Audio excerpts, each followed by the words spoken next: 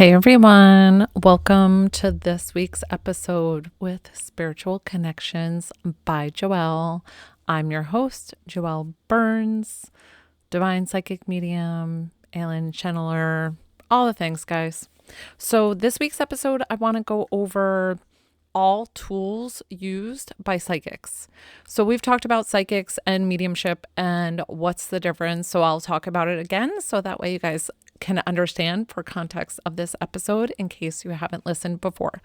So not all psychics are mediums, but all mediums are psychics. Let me explain. A medium is somebody who connects to people who are now deceased, who have crossed over. So that is a medium. They connect to spirit. They can either visually see them, clairaudience. It's all the clairs. And a psychic is somebody who is connecting to your energy as you're sitting in front of them, asking questions of financial, maybe your career path, your love life, things like that you want to know, like future endeavors. And they also use a lot of tools. So that's what we're going to discuss today. Like, what kind of tools do psychic mediums use? So I use some of these. I don't use all of them. Let's go over tarot and oracle cards. So I don't know if I say it correctly, so I apologize if I'm not. And then oracle cards. So oracle cards have been around a lot longer than tarot, from my knowledge. And oracle cards are pretty easy to read. They're not something you can intuitively pull from them and understand. But oracle cards' intention is to pretty much give you the full rundown of what's happening. There are oracle cards that will just say yes or no to your question of what you're trying to ask, which is great, right? Like sometimes we need that definitive answer. So it's pretty straightforward with guidance and telling you. So sometimes I love pulling oracle cards because of that fact that they're pretty simple, easy to read, no fuss kind of thing.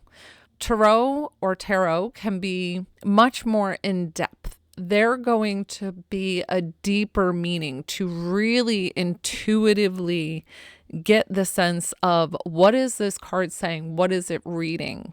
When you read them face up, it'll be the meaning that it gives you. Wands in the tarot are action, initiative, and creativity. So yeah, wands are action. Cups are emotions and relationships. Swords are challenges and conflict. Pentacles are work and finances and material aspects. Okay, so that's great. Like sometimes I forget what they are. So that is really good to have as a quick reference. And then the card, when you pull them in tarot, so this is not with oracle cards. Oracle cards, you get them. If they come upside down, it doesn't matter. You just flip them upright. Like it doesn't matter. With tarot, if they come upside down, then that is how you read them. So it'll be the opposite. So if the card pulls and it's a card that means prosperity and love and like abundance and growth coming to you, if it's flipped, it's going to mean the opposite. It's going to mean lack and giving out too much and having not enough and things like that. The tarot is huge with intuitive sense. So when I pull tarot, I don't know all the cards, guys. I don't have them all. Like that is not one of my strong suits of reading cards, but I think they're so fun and I definitely use them sometimes. I probably use them more in my personal life than I do with reading for clients, but they are huge with intuitive sense and intuitive guidance. So like when you look at the card, I've been explained, get an idea of, is there a person in it? Are they happy? Are they sad? Are they mad? Are they fighting something? So this is like how you can understand tarot better with just getting the sense of what is happening in the card. What is the feeling? And some of the cards, I think there's death in it or the devil and the tower. And those are not evil cards by any means. It actually means transition a lot of times and transformation, like a rebirth of something. Don't be scared when you pull those cards. It's not anything like telling you doomsday prepper and that you're going to die tomorrow. None of that. And no psychic should tell you that. That is a very personal thing, and no psychic can tell you when you're going to die. So don't believe that. I don't believe that one second. I've had people ask me so many times of when their loved one, if they're on hospice, when it will happen. I've taken a stab at it, at guessing, but every time I've been wrong because of the fact that it's a very personal journey. They're going to go when they need to go and want to go, just like birthing situations. Like births, they come when they want to. The baby's going to choose. Like you want and will it all you can, but it's just going to happen when it happens. And that's more divine intervention. The other things used are crystals. The crystals are more for energy and like placing the energy and making sure that you have the right intentions and clearing the space. White sage is definitely cleansing and used to clear the energy, have positivity, be ready for your psychic reading, your psychic. Another big tool is pendulums. Pendulums are great. You don't need to go to a store and buy a whole pendulum ready to go. What you could use is just a necklace with a charm at the end, like something weighted, and it just needs to swing. Honestly, somebody had said, I don't know if this was scientifically based of that, like a pendulum will swing because subconsciously you're telling it which way to go. But even if that is it, something is guiding your subconscious, right? So everything's made of energy.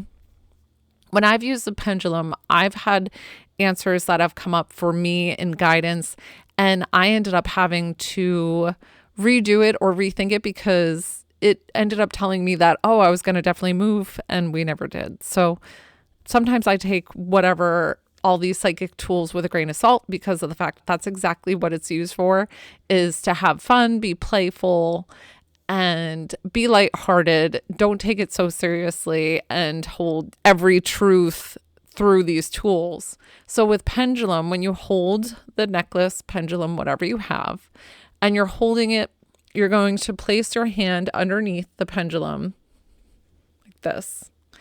And you're going to ask it, show me yes, and it will swing one way.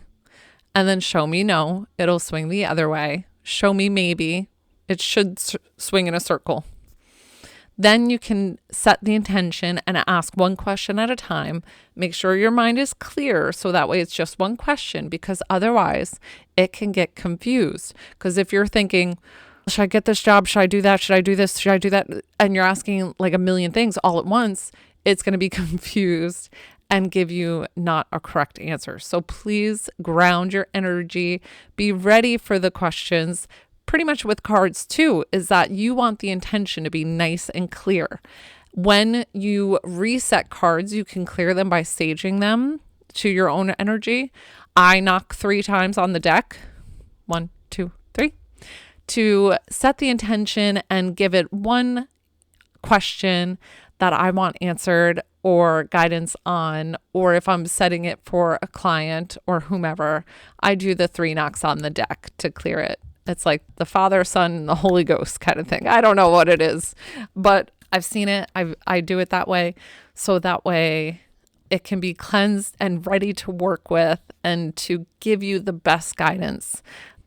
Okay, guys, so I'm searching just like a beginner's guide, tarotwithgourd.com. So tarot with gourd, that's TAROTWITH gourd, GORD.com. It's going over all of the tarot cards and their meanings, which is awesome. And it's like very simple. You can click each one to go further in. So right here is the Wheel of Fortune. So the Wheel of Fortune is cycles, change, and seasons. I also think it's like a really positive card of like abundance too. The Justice card, balance, fairness, and truth. The Hanged Man, which it looks pretty negative, like it has a negative connotation because this guy is hanging upside down on a tree, on a cross tree, but he's quite content if you look at his face, and he's got this like sun glowing behind his head. The card here is explained: stagnation, waiting, and patience. This is how I take the Hanged Man whenever I pull it, is you got to look at things in a different perspective, because he's upside down, but he's still like happy as hell. So this is how tarot works. Like it works for you. And then you can stack them in the 3, like past, present, and future. You don't do that with oracle cards. Oracle cards, you really just pull one.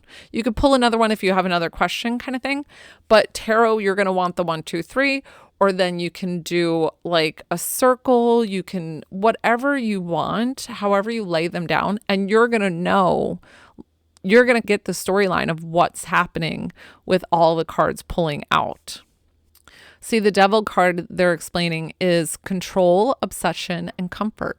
So it's not anything really negative. It's just what it is. It's a dark, ominous card, but it's not anything negative or bad. It just is life, right? Like we have ups and downs, and it's trials and tribulations. The other thing is Ouija, or the Ouija board, or now they have those like little yes, no, maybe swinging thing, which I think is also called a small Ouija board, for people who want psychic tools. Listen, I am not a fan of the Ouija board. I used it as a kid, but I will not have it in my house ever again. It is not something I invite, but that is completely the negative connotation that I put on it, right? So it's up to you guys. If you choose to use that, totally fine. Put all the protection prayers, only anything in God's white light can be used with it, that kind of thing. I felt like it opened up too many doors, too many portals. So I never really used it anymore, but definitely people use that still in guidance of psychic led readings and where they want guidance and things like that. So this is going to be a little bit shorter of an episode. I hope you were able to learn a little bit about tarot and using different tools for psychic abilities. Like, it's so much fun. Be playful with it. Make sure you protect and ground yourself though at the same time, and have fun with it, guys. I hope you are able to find something that really works with you and that you enjoy. So thank you so much for joining me today. And as always, I want to send you love and light.